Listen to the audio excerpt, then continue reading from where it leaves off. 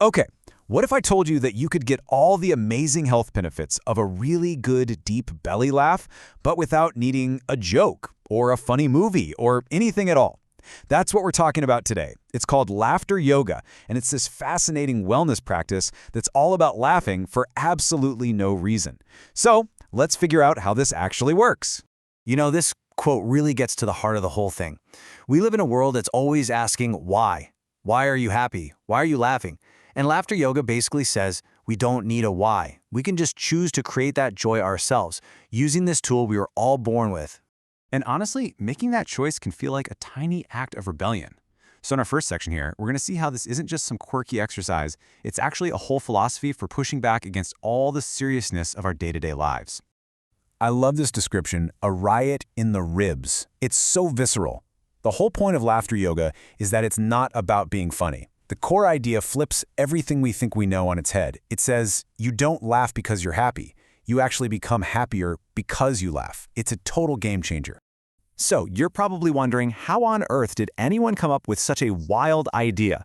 Well, believe it or not, it all started with a pretty simple, practical problem. They literally ran out of good jokes. Let's get into the origin story.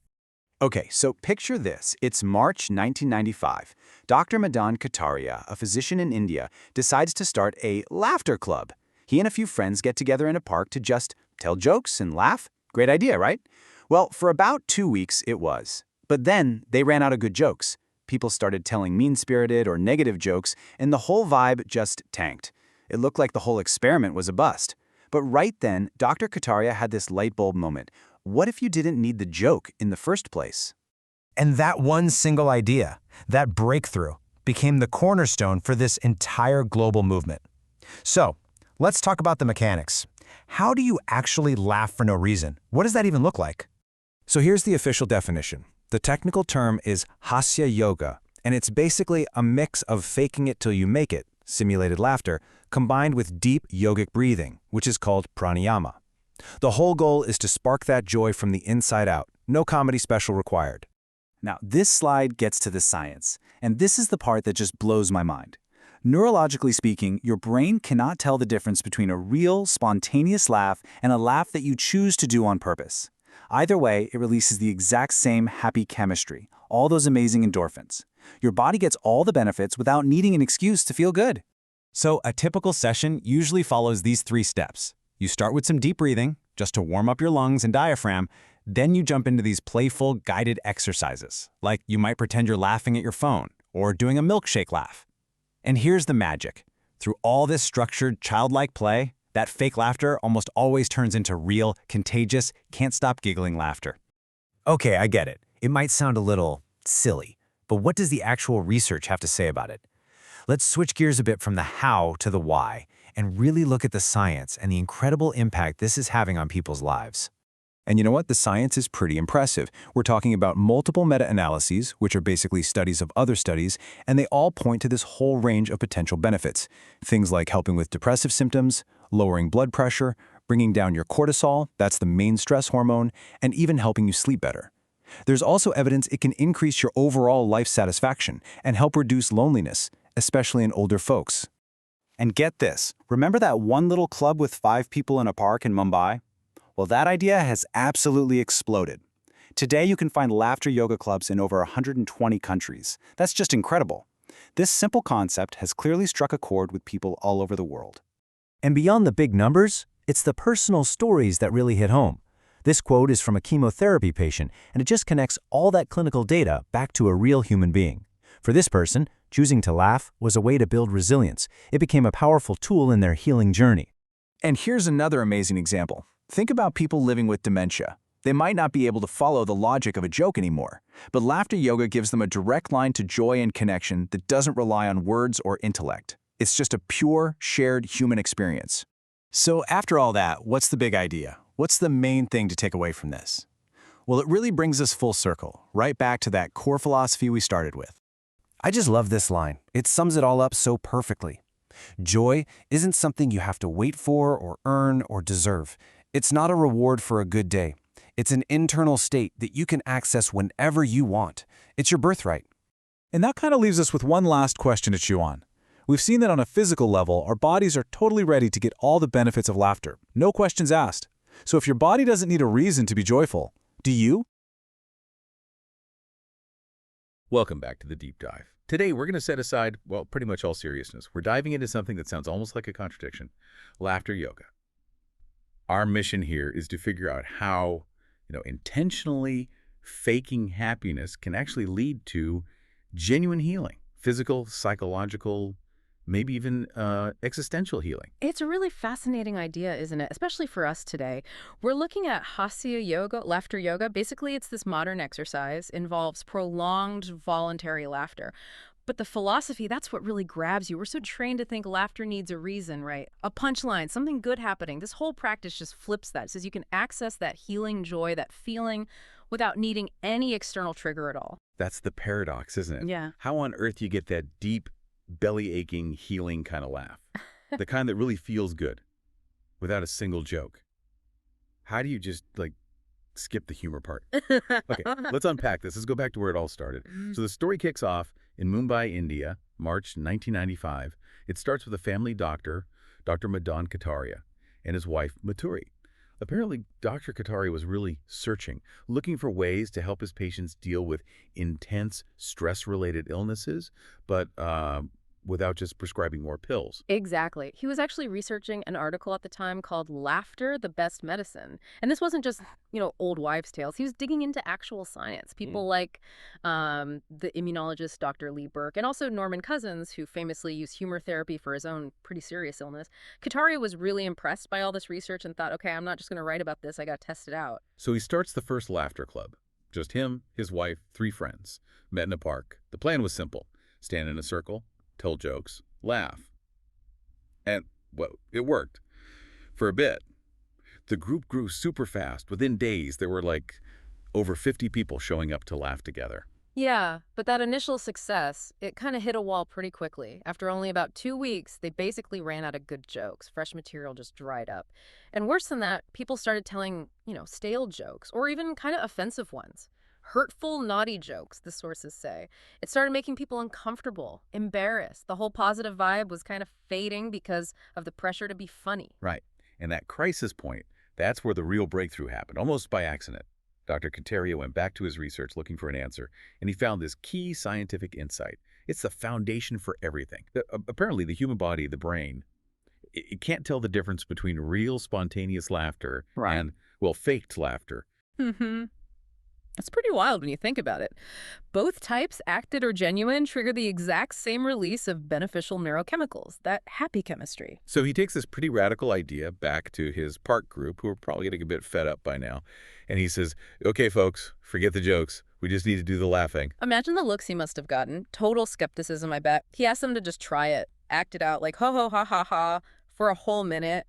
They must have felt so silly. But apparently, after that first minute of forced, awkward noise, it turned real. Totally real. The absurdity of it all just kicked in. It became genuine, unstoppable, hearty laughter.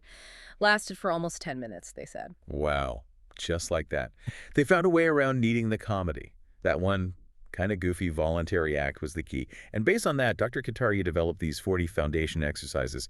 They're all about cultivating playfulness, acting out everyday things like pretending to laugh on a cell phone or greeting someone with laughter. No jokes needed. So if we shift from the history to how it actually works, the method itself has a clear structure. Laughter yoga, it's described as this blend. You've got the yoga-based deep breathing pranayama. Then there's gentle stretching, those simulated laughter exercises we talked about, and also just playful games and activities. Okay, let's pause on the breathing for a sec. Pranayama. Lots of people know yoga, but maybe not the specific part. Is the breathing just about getting more oxygen, or is it directly linked to the kind of laughter they're trying to create? Oh, it's absolutely linked. Pranayama is crucial because it gets you breathing from your diaphragm, deep down in your belly. Most of us breathe shallowly, from the chest.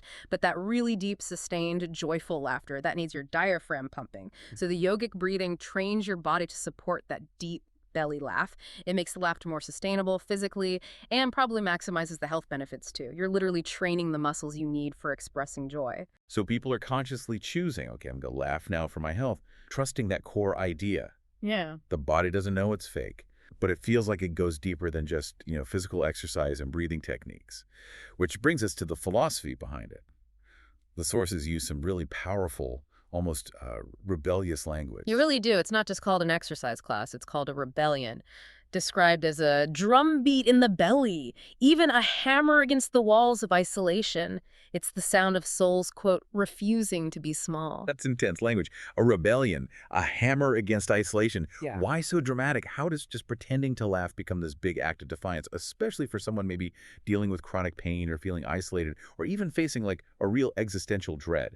Because, according to the sources, it directly challenges what they call the tyranny of seriousness. Think about it. We're constantly told life is serious business, that suffering has to be endured quietly, solemnly, that joy is this rare thing you might stumble upon if you're lucky or if you achieve something great. Laughter yoga just throws that out. It says no. By choosing joy, even simulating it, you're actively rebelling against that pressure to be small, to be serious, especially when you're hurting or feeling alone. It's like telling sorrow and shame, hey, the joke's on you. It's an act of defiance. So it reframes joy completely, not as some random reward, but as an intentional tool, a powerful survival mechanism almost, like that phrase, a birthright, one source called it.